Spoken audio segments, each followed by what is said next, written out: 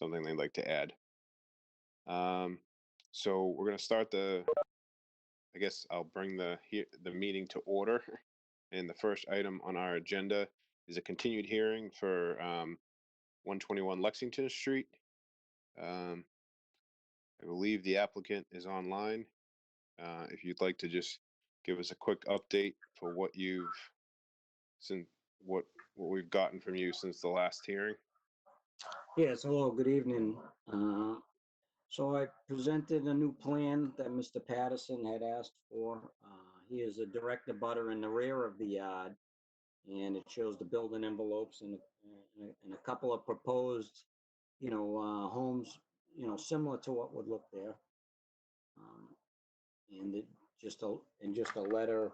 I did lose service last week, so I just had a little letter written on a couple abutters that had spoken. And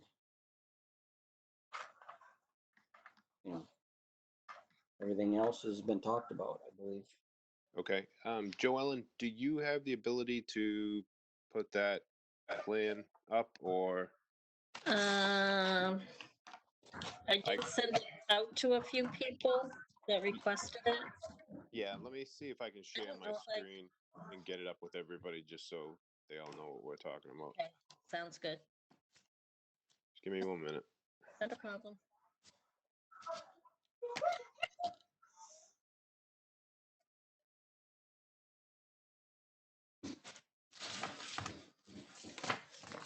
I do have the house. Oh, good.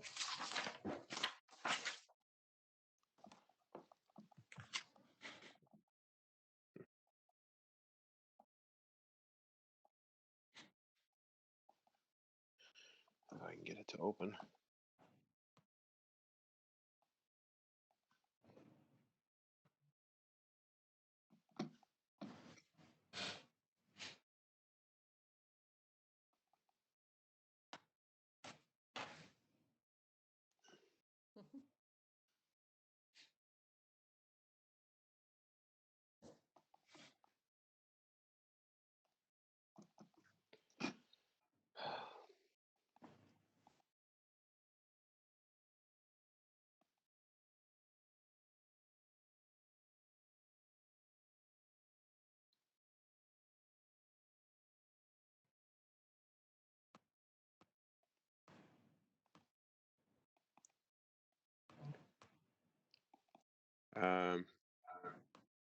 Yeah, sorry, I'm having a tough time with this. Why don't we go to members from the board if they have questions? I know they've seen the plan. I'll try to work on pulling this up. Jim, why don't we start with you?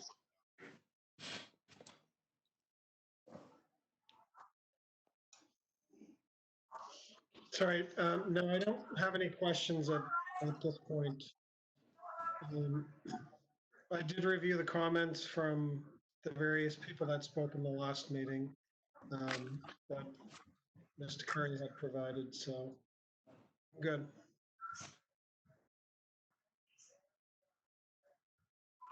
Okay, Charles? Yeah, I've reviewed all the documents as well, and I don't have any questions this time. All right, Mark? Yes, I have reviewed everything that's been submitted by the applicant. I have no questions right now. Okay, John?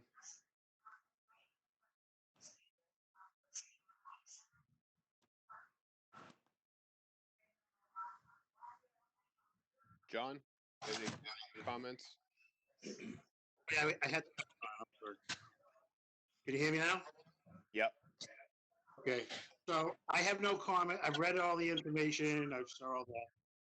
I don't have any questions for the applicant, but I do want to make a comment, if I may, that, I've said in the last 2 years, even though I feel for the applicant to not use hardship for a variance. Clearly, you cannot do that. Unless I would love to hear tonight somebody come up with another hardship for him, but unless that happens, then I'm going to have to vote against this application. Thank you. Okay, thank you, John. Adam, any questions or comments? Excuse me, no questions at this time. Okay, before we open this up to the public, let me just give me one more minute, see if I can get this document up here. Okay.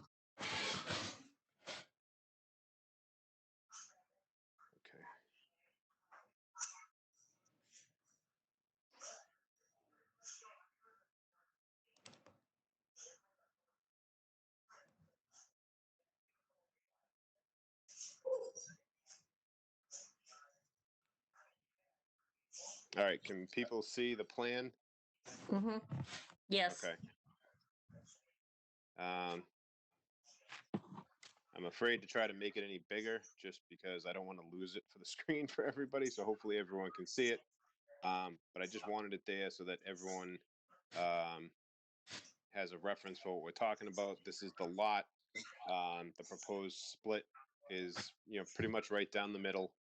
And there's 2 footprints for proposed potential houses that would fit within the allowable setbacks. That's, as discussed. So at this time, I would like to open it up to the public. If you could just, we'll start one at a time and introduce yourselves and let us, we can hear your comments. This is Scott O'Riordan. Can you hear me? Yeah, I'm sorry. Could you repeat your name? Scott O'Riordan. Okay. No. Great. Well, I know I'm a little late to the game here, but I reviewed the last 2 meetings, and I had a little bit of a statement here I wanted to make. I know a lot of these issues have been settled so far with the, the 3-family and all that, but I'd like to give you my thoughts and my comments on that. I'd like to start with the hardship justification first, and then I'll get to the comments on the current appeal. So in Joe's letter, he claimed that he, searched the property and performed his due diligence when making the purchase. The May 5th meeting, at about 20 minutes, 30 seconds, he was asked if John Clancy verbally confirmed that it was a 3-family, and he said no, and that he was given paperwork from 2004, which was 13 years prior to his purchase. The paperwork he submitted with his appeals application included the unofficial property card from the assessor's database, which has a disclaimer right on the page that the information is, quote, believed to be correct, but is subject to change. So this is the only evidence that I saw that he submitted that backs up his claim for performing due diligence. A lot can change in 13 years, including abandonment of non-conforming use and loss of grandfathered status. As a neighbor down the street, I could see that it wasn't being used that way. And the abutters and other neighbors that I spoke with knew as well. It took about 4 hours of research and with help from the town clerk getting document for me to find that the hard evidence from the census data that, in fact, it was voluntarily abandoned over a decade ago. I would imagine a builder purchasing a property would have done about the same due diligence that I did and found out that something just wasn't right about it, but he moved forward anyways. At the May 5th meeting, at about 19 minutes in, John Sullivan acknowledged that the board is not allowed to use personal financial hardship as a justification. Now, I know I heard his comments at the beginning of this meeting, which, made me kind of throw out these comments because I'm glad that he has said that he can't use that, because he did indicate by saying that he's got to come up with a different hardship that he can use, that he was, they were going to try to do that. But that's good to hear that it looks like it's not going to happen. So as far as the current appeal, we're not talking about a variance. We're talking about 4 variances.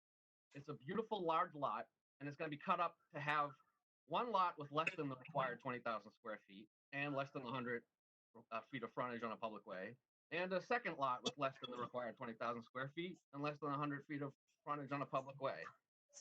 Not only that, but the plans submitted that you have here on the screen show very different dimensions than what is on the plot plan, or rather the house plans that you sent. Lot A on the plot plan shows a home with dimensions of 50 by 30, when the home plan shows 62 by 40. Lot B shows 38 by 30, and the home plan is 50 by 46. Why is there a huge discrepancy? I don't understand why, after all this time, he can't submit drawings and plans that will more accurately reflect what he hoped to build. each plot plan shows both homes meet just the minimum side yard requirement of 15 feet. And I got to tell you, my personal experience with builders, abutting me, they say they're going to do one thing and they just do another. I'm concerned that these 15 feet requirements might be violated as well during the process. I just think it's outrageous that it's gotten this far. And the financial hardship that Joe has incurred since 2018 has been his decision. He could have built a single family home as soon as he withdrew his application from planning board in 2018. And he would have been done with it by now, but he decided to drag this on for an extra 2 years. So I urge you to deny this application. Thank you. Okay, thank you. Is there anyone else in the public that would like to speak on this matter?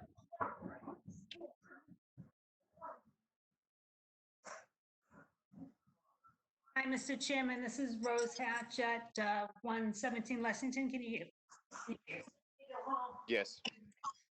Again, I just want to restate that, the building inspector denied Mr. Currier's petition to build 2 homes on the lot located at 121 Lexington, and the reasoning behind the denial was, according to the Burlington bylaws, the subdivision of the 2 lots did not contain the minimum square footage of land, or the building inspector based his decision on the bylaws.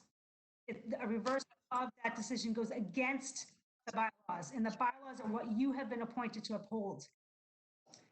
I'm just going to add to Mr. O'Rourke's, what he said about financial hardship.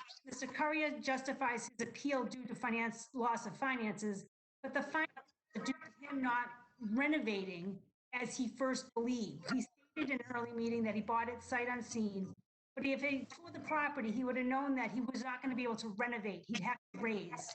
And it's obvious that the costs are higher when you have to demolish and rebuild, renovate, especially when you're trying to take down one building and build 2 homes versus the one. And again, the bylaws state for the minimum square footage, you need to have, so many square feet.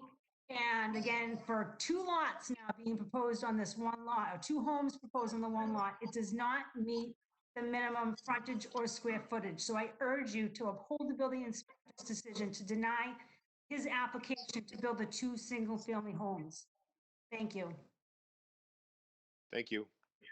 Is there anyone else in the public that would like to speak on this matter?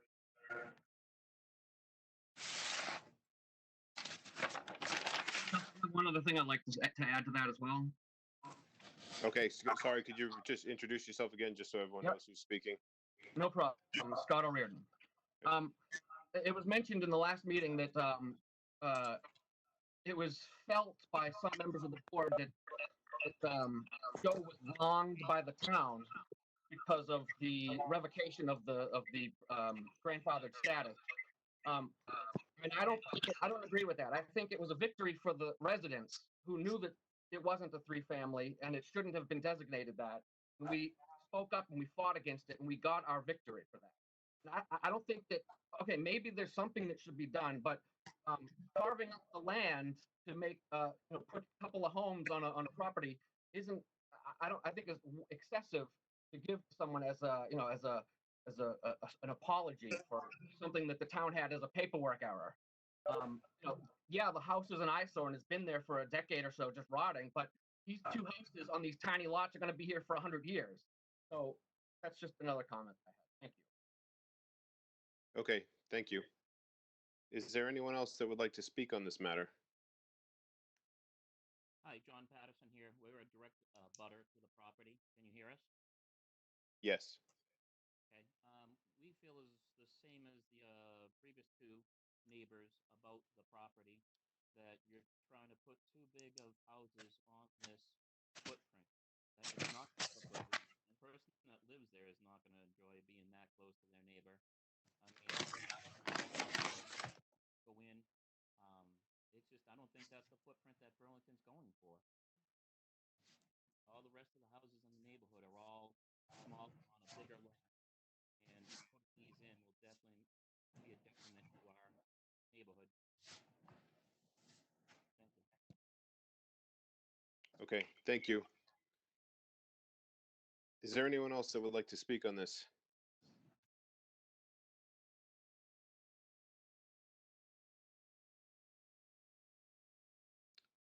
Okay. Do you have any other comments from the board members? I'm gonna try to stop sharing my screen here if I can.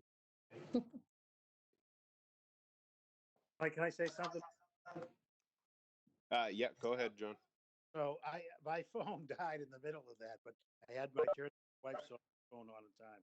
So I'm listed on there as Melinda. So if anybody asks. Oh, okay, thank you.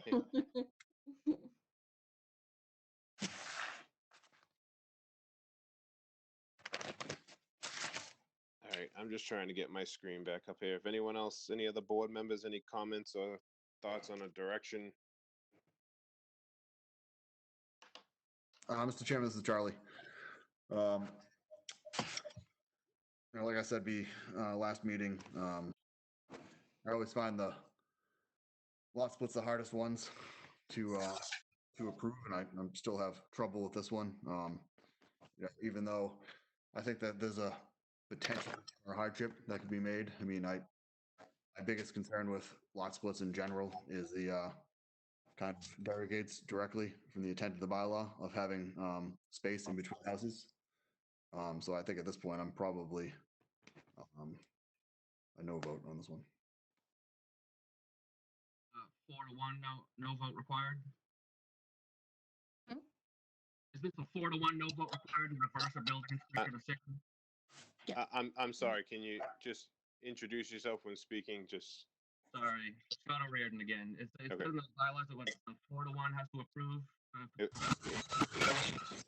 Yes, it would be a 4-1 vote to approve.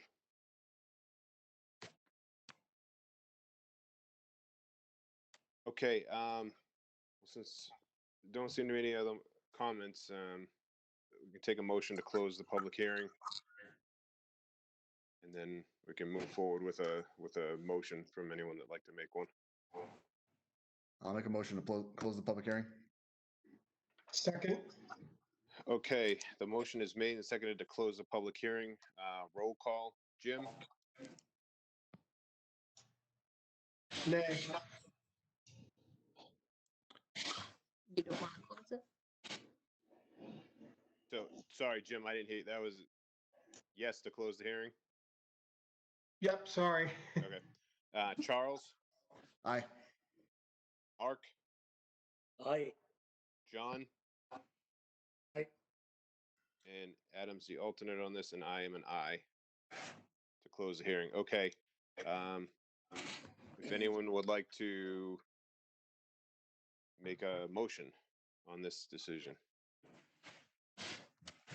I'll make a motion to deny Lexington Street, variance for Lexington Street. Second. The motion is made and seconded to deny the variances for Lexington Street. We'll do a roll call vote. Jim? Aye. Charles? Aye. Mark? Aye. John? Aye. And myself, aye. All right, Joe, well, I am sorry we couldn't do something for you, but the board seems to be unanimous in the decision that you're not meeting the criteria here.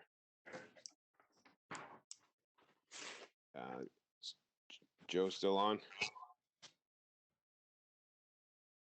Yes, sir, I was muted, but I appreciate your time. Thank you, board members and Mr. Chairman. Okay, thank you. Thank you. All right, the next item on our agenda is a new hearing for signage at 3 Vandegraff Drive for Raytheon Technologies as advertised.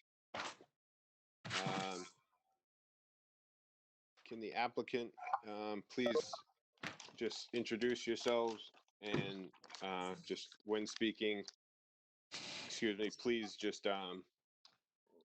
state who's speaking so everyone knows.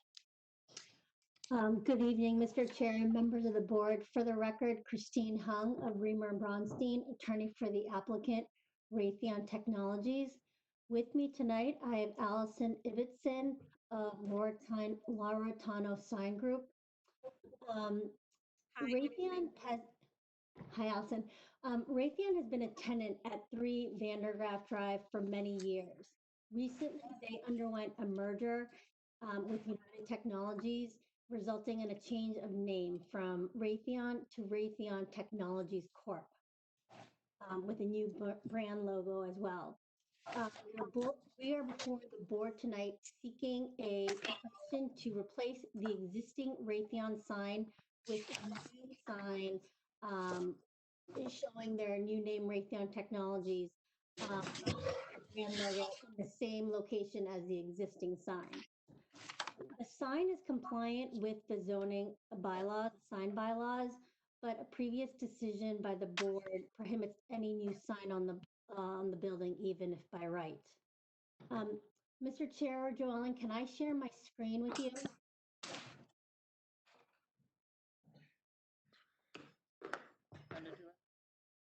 Is it okay if I share my screen? Yes. Okay, thanks, Joellen.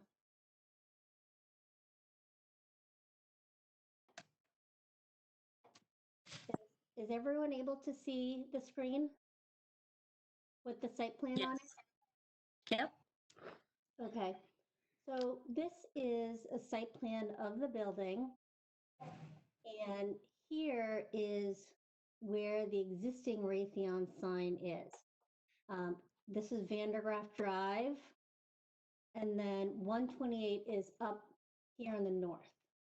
So the sign is an internal sign on this face of the building on the first floor at the entrance and kind of internal to this parking area. This is the new proposed sign saying Raytheon Technologies with the brand logo. And this is the existing sign Raytheon here on this bottom right picture. So it is being placed in the same location and it's compliant with the bylaw. It's shorter in length than the existing sign and just slightly, a little bit longer in height. I think this is a pretty straightforward application in that because it's compliant with with the sign bylaw, we just are seeking permission because of the previous Board of Appeals decision of no other signs, even if by right on the building. That's it for my presentation, and I'm happy to answer, or Allison and I are happy to answer any questions that the board might have. Okay, let's go through the board. Adam, any questions? Just one. So I don't know if it's just an optical illusion of how it comes out on the printing, but the whole sign is one brightness, correct? Like it's not. It looks like on the display technologies might be sort of more dim than Raytheon. Is that it's all one brightness level essentially? Allison, are you able to answer that question? I think it will be one, but Allison, are you able to answer that? Yeah, sorry, my computer just glitched out for a couple seconds, but are you talking about the illumination, the lumens? Yeah, I just wanted to know if it was uniform essentially across the whole sign. It is uniform, and the lumens are 55 lumens, so it does not exceed the 90 lumen requirements per the regulation. Thank you. Yes, of course. Okay, Adam, was that it? Yep, that was the one question. Okay, John, any questions?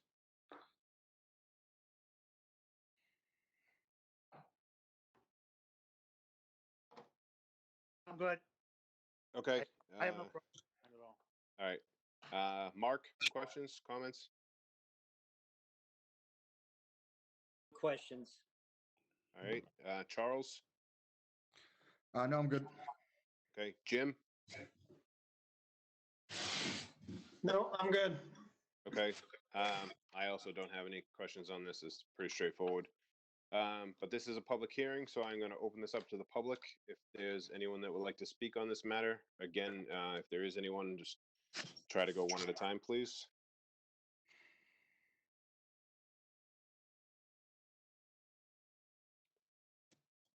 Okay, I don't think we have any comments from the public. So if anyone wants to make a motion, just Motion to close. close the public hearing. Second, All right, motion is made and seconded to close the public hearing. Roll call. Jim, aye. Charles, Aye. Mark, Aye. John, Aye. and myself, aye.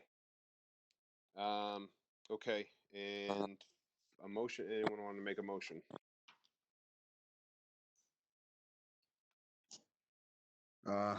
Make a motion to approve wall sign for Raytheon Technologies.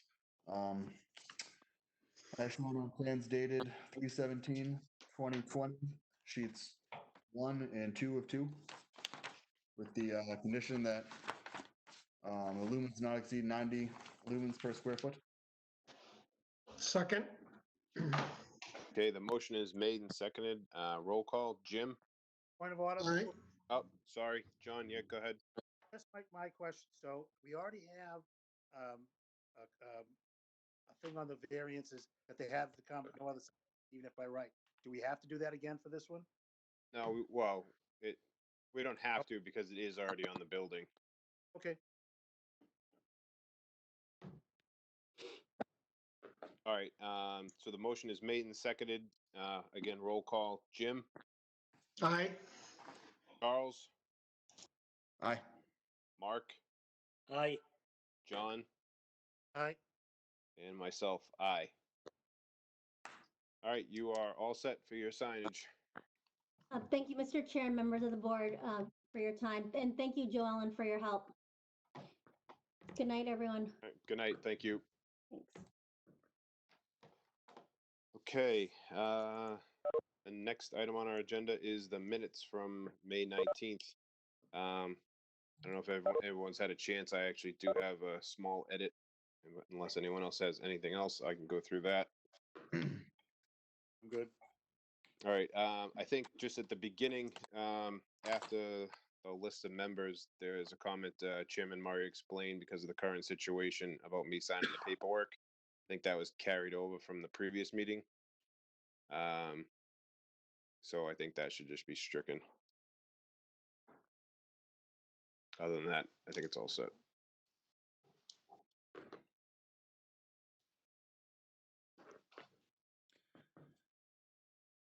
So we can take a motion. I can't make a motion. I'll make a motion to approve the minutes As edited. as edited. Yep. Okay. sorry. Okay. Motion is made and seconded. Roll call. Jim, Aye. Charles, Aye. Mark, Aye. John, Aye. Adam, Aye. and myself. Aye. Okay. And that's it. Our next meeting is what, 2 weeks? So the 16th, is that what it is? Yep. 16th. Okay, so this, no, yeah, I'm in the wrong month. Okay, so the 16th, and then just as a note, I'm not sure if we're still going to be doing these virtually in July. I don't know what people's schedules are. I know when we get into the summer, it starts to get into vacation, and the schedule of July 7th is I'm going to be on vacation. If we're doing it virtually, then it won't be a problem for me. But I just don't know if we're going to have more conflicts or not. If anyone else has thoughts on that, I'd like to keep rolling forward since we missed a couple of meetings because of the pandemic, but I'll be available that night. okay. I'm available. Yeah, I should be around too. Okay. I should be available. All right. Do we have anything new? That was my next question to Joe Ellen.